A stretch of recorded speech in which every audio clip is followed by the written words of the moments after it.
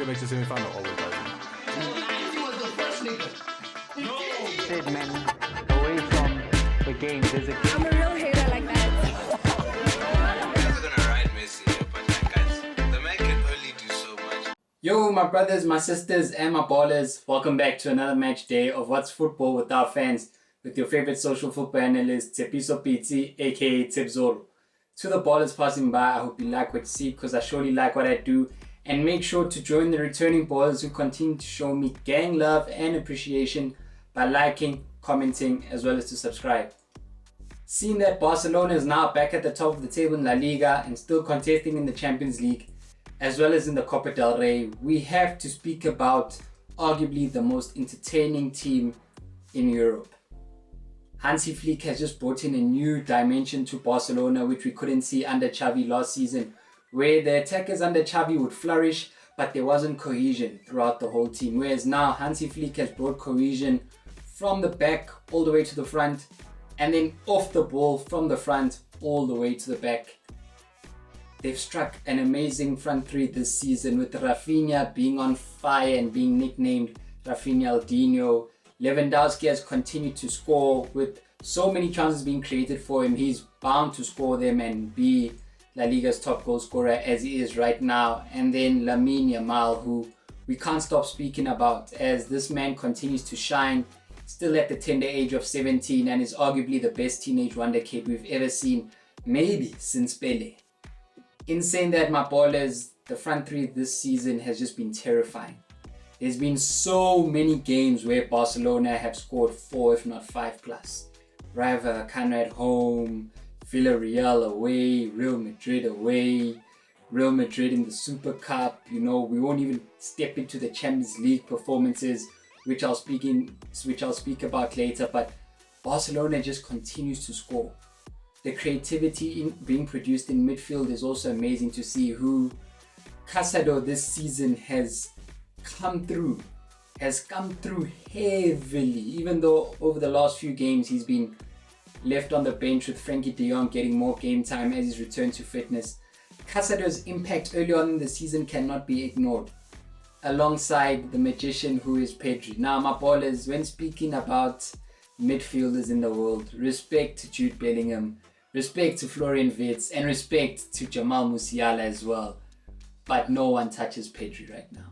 No one in world football across all the midfielders touch Pedri Pelota Perfecta, as the Spanish commentators label him. The man who truly brings flashbacks of Xavi with a blend of Iniesta, nicknamed the Magician. This man has been so amazing to watch this season, and seen that many times the current modern day football is dominated by athletes.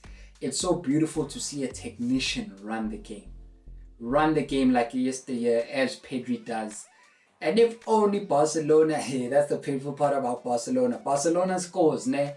But the Blaugrana faithful also miss an abundance of chances. His attacking stats would be far higher if those players up front knew how to put away the chances that he creates. Hansi Flick, we never saw this coming. Yes, we saw high metal football with a great demand of pressing coming in, as we'd seen during his days at Bayern Munich. We couldn't really see it under the German national team, but we knew it was coming. This high line has surprised everyone. There's no team that has been caught offside more due to Barcelona than Barcelona. Like, Barcelona catches you offside in a painful way through that defensive high line.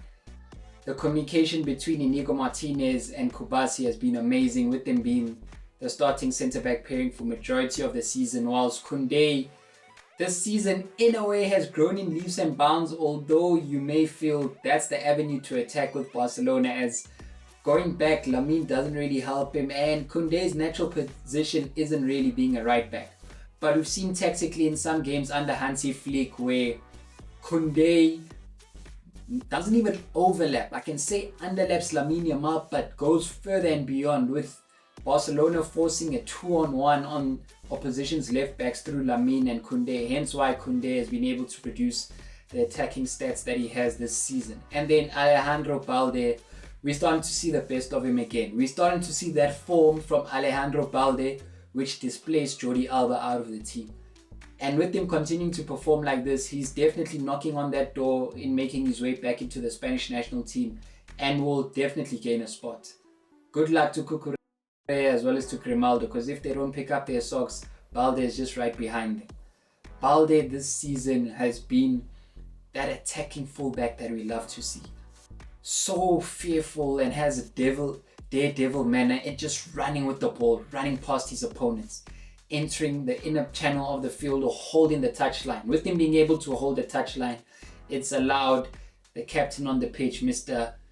Rafinha Aldinho, to come into that inner left forward position, which has seen him soar and arguably has him as one of the players of this season. We never saw this coming from Rafinha. We always knew he was a good player, but we never thought we'd put him in those books of labeling him as a world-class talent. But this season, as we know him to be from his past at Lille as well as at, at Stade Rennes as well as at Leeds, he was a service provider. You know, he's that winger that's kind of like a service provider. In a way, can get 5 to 10 goals but will provide 15 assists. This season, it's not the other way around. It's just that his goals have now also matched the assists we expect from him. Like the outside of the footballs that Lamine has given to him for Rafinha to finish off. Against Villarreal, it was an amazing ball over. The performance against Real Madrid in the Super Cup, and then we can't ignore the performance he produced against Bayern Munich in the Champions League, where we literally saw Barcelona dominate the game after going 2-1 up. When Barcelona went 2-1 up, it just became a one-team show. More so in the second half when Frenkie de Jong was brought on to play alongside Pedri. Goretzka was just chasing shadows. Goretzka was just chasing shadows in that midfield. It was literally like picking the middle with de Jong, Pedri and Dani Olmo. Dani Olmo, how can we forget the summer signing? Dani Olmo hit the season running hard with a bang. Barcelona. And we've continued to see him be that man even when he comes off the bench for the likes of Gavi this year as well as Fermin Lopez. Dani Olmo is really a special attacking midfielder. He is so special in Barcelona's line and he takes off so much responsibility off the two deeper midfielders when he's in producing that creativity. Like the way it ends up being taken off Pedri to produce creativity when you have Dani Olmo on the pitch versus when you have Gavi on the field, who, yes, we may say he's not being played in his preferred position, but we know the energy that he provides off the ball, and it's great to see him higher up the pitch in the midfield. And then Fermin Lopez, he's definitely shutting up his doubters. You know, I was a doubter of Fermin Lopez, a man who's just able to get on the end of the ball, being able to run into the box and finish off chances. I haven't seen much from him with the ball at his feet. You know, he's a Spanish midfielder from the La Masia Academy, but I don't label him as the typical Spanish midfielder. You know, there's that sauce, that flavor that is lacking, but he definitely knows how to do a job for you. In coming back to Dani Olmo, Mr. Number 20, I just wonder where Barcelona would have been if they didn't have Dani Olmo, because he's really been a great signing for the team and has helped the attack extremely well. He came in with his debut against Rayo Vallecano in the game where Marc Bernal got injured, who we so wish to have seen more from. Scored against Rayo Vallecano the following weekend where Barcelona won 7-0. Dani Olmo produced the goods. We can't forget what he's done recently, just this past weekend against Las Palmas, with him coming off the bench at halftime and scoring the first goal, which helped Barcelona win that game. This relentless pressure and this relentless high energy did catch up to Barcelona. They went on a run, losing 3 consecutive games at home in the league, with one of them being against Las Palmas, who I feel, outside of Benfica and outside of Atletico Madrid recently, has been the only team to show us how to break their high line. Las Palmas definitely shocked them, and then Atletico Madrid came and snatched victory just before Christmas. But in saying that, my ballers, Hansi Flick has definitely formed a machine. Looking at their fixtures coming up and with the way they've been playing, 4-4 draw in the Copa del Rey, with them being 2-0 down after 5 minutes and then coming to lead 4-2, may have hit their confidence, but a team like this has grown in leaps and bounds and has continued to show dust, as I like to say.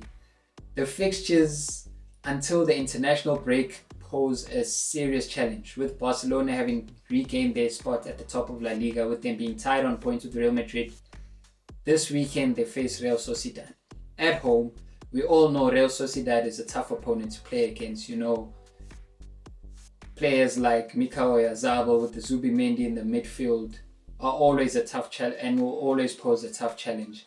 After that, they face Benfica away in the first leg of the Champions League, which we saw in the group phase, which maybe produced match of the year, even though Barcelona probably has 3 contenders for match of the year this year alone, with us still being in February. The game against Benfica was outstanding to watch. Rafinha scoring the match winner, hitting a run from the halfway line, killing the left back of Benfica before slotting it past the keeper. Another scintillating performance by the team was against Real Madrid in the Supercopa final. Let us not even speak about their performance in the second half at the Bernabeu in La Liga. And then another one which has to be mentioned, even though it didn't end in their favor, the 4-4 draw in the first leg of the Copa del Rey semi-finals against Atletico Madrid was truly a special match to watch. That's the threat that's going to be posed by Benfica, who have Pavlidis up front, who has been able to score many goals in the Champions League and knows how to score against Barcelona. After that, there's a fixture sandwich in between the Champions League fixtures against Osasuna, which will also be at home, luckily for Barcelona. Then a return leg against Benfica, and to end it off before the international break, they face Atletico Madrid at the Wanda Metropolitano, which they have not visited this season. And we all know Barcelona has not yet beaten Atletico Madrid this season. Top of the table in La Liga, they finished second in the Champions League, where they could have finished first if it wasn't for the draw in the final match day against Atalanta. We wonder what changes we'll see in the midfield, as the best midfield that we saw was when Casado played with Pedri. Now, obviously, Casado, there's certain advantages Casado brings that De Jong doesn't have, and vice versa, which De Jong brings that Casado doesn't have. Casado is a hard metal midfielder who's able to win the ball back and is great at tackling, but not necessarily a distributor, whereas De Jong knows how to control the tempo of the game in shifting it to a quicker speed and then dropping the pace to kill the tempo off. Sometimes those things are needed. You know, when you have a 2-0 or 3-0 lead with 20 minutes left to play, De Jong is a great option to bring off the bench in helping the team keep ball possession and prevent any chances against you. Whilst when you're playing against opponents with high energy, Casado is definitely the man to start. But then again, Hansi Flick definitely knows how to figure it out, with him having one of the hottest midfields in Europe this season, with the options of Casado, Pedri, De Jong, Gavi, Fermin Lopez, and Dani Olmo. The front three with players like Ferran Torres coming off the bench. We've seen a few cameos by Pau Victor as well as Ansu Fati this season. Lewandowski is the man up front. We don't know for how much longer, because in all honesty, as much as he scores, Barcelona could do so much more with Gyökeres being the striker up front. Like, Lewandowski has the goal tally, but he's honestly past his best. Like, when you watch Barcelona and you see Lewandowski and you know what Lewandowski has done in the past with his performances away from even goal scoring, you realize that this man is still good and clutch. But once upon a time, the Polish demon was really something else. But then he's gotten his father back in Hansi Flick, and they formed that partnership again. Lamine Yamal, the star, the teenage sensation, the man who continues to dribble past all left backs and all defenders. I mean, the highlight clip he produced recently in La Liga before creating a chance for Rafinha, which he missed. Like, this man doesn't even rely on speed. Yes, he has a quick acceleration, but he's really not a fast player. Imagine the day this man polishes his finishing. The numbers and stats Lamine Yamal will hit. We're still waiting for him to develop into a set piece taker. with us seeing maybe free kick goals from him. But the world is really at that Predator's feet.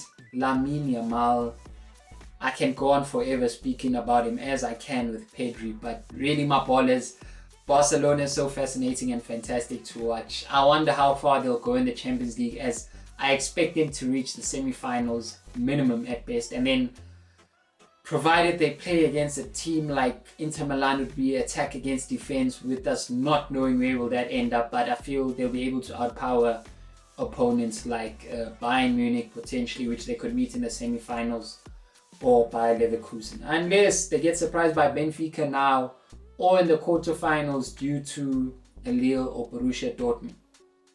In saying that, my ballers, Barcelona must continue to entertain us, and let's continue to watch wonderful football